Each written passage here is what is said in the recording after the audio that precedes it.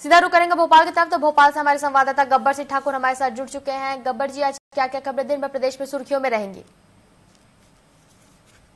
जी सिमरन, देखिए मैं आपको बता दूं, सबसे बड़ी मध्य प्रदेश की और देश की खबर है बीजेपी का राष्ट्रीय अधिवेशन 2 दिवसीय राष्ट्रीय अधिवेशन दिल्ली में होने जा रहा है। और ये राष्ट्रीय अधिवेशन में कहा जाए कि जो कि जेपी नड्डा है और अमित शाह ये राष्ट्रीय अधिवेशन कार्यक्रम में पहुंच चुके हैं, लेकिन प्रधानमंत्री थोड़ी देर में पहुंचने वाले हैं। और मध्य प्रदेश से भी 350 ज्यादा लोग यहाँ पर शामिल हो रहे हैं, बड़े पदाधिकारी शामिल हो रहे हैं।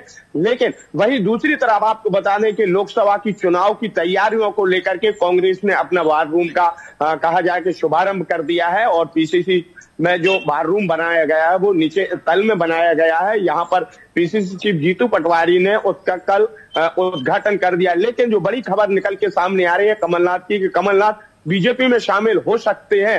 हालांकि अभी ये कंफर्म नहीं है, लेकिन ये बताया जा रहा है कि आज दिल्ली कमलनाथ निकलेंगे और ऐसा माना जा रहा है। लेकिन ये काफी लंबे समय से ये कहा जाए कि अटकलें चल रही थी और ये अटकलों का समय लगभग अब नजदीक आ चुका है। लेकिन सबकी नजर यही बनी हुई है, कोई भी व्यक्ति हो, कि कमलनाथ बीजेपी में जा रहे हैं या नहीं जा रहे हैं। लेकिन अभी कंफर्म नहीं कहा जा सकता है कि कमलनाथ बीजेपी में जाएंगे या नहीं जाएंगे। लेकिन अटकलें जरूर लगाई जा रही है कि कमलनाथ हो सकता है बीजेपी में शामिल हो जाए। और अगर ऐसा होता है, कमलनाथ अगर बीजेपी में शामिल होते हैं, तो फिर मध्य प्रदेश में विशेष तौर से कहा जाए कि कांग्रेस का अस्तित्व कहीं ना कहीं बहुत ही खतरे में पड़ जाएगा। क्योंकि मध्य प्रदेश की 29 लोकसभा सीटों में से मात्र बीजेपी के पास जो 28 सीट है, वो मात्र एक सीट है वो कांग्रेस के पास है, और वो है छिंदवाड़ा की, जो कि नकुलनाथ के बेटे कमलनाथ के बेटे नकुलनाथ है, उनके पास में है। और अगर ऐसे में नकुलनाथ या कमलनाथ कोई भी व्यक्ति अगर बीजेपी में शामिल होता है,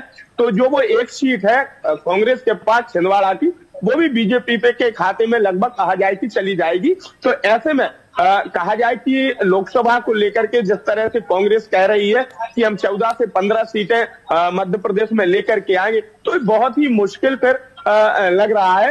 क्योंकि 29 सीटों में से 28 सीटें तो पहले से ही बीजेपी ने अपने खाते में करके रखी, और अगर एक सीट जो बची हुई है अगर कमलनाथ जाते हैं, तो वो सीट भी लगभग